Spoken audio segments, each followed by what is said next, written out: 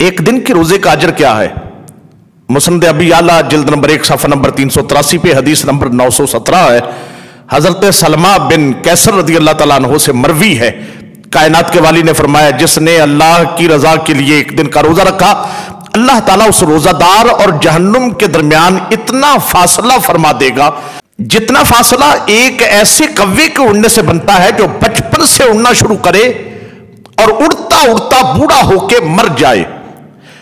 اب کوے کی عمر کتنی ہوتی ہے؟ کوے سے اس لیے اس بات کو مثال دی گئی کہ پرندوں میں سے کوا ایک ایسا پرندہ ہے جو لمبی عمر والا ہوتا ہے. تنبیہ الغافلین میں فرمایا گیا ہے کہ کوے کی عمر 500 سال ہوتی ہے، یعنی سٹارٹنگ پوائنٹ سے پیدا ہوتے کوا اڑنا شروع کرے اور 500 سال تک اڑ کر جہاں تک پہنچے گا. ایک دن روزہ رکھنے والا اللہ کی رضا کے لیے اس کے اور دوزخ کے درمیان اللہ تعالیٰ اتنا فاصلہ پیدا فرما دے گا.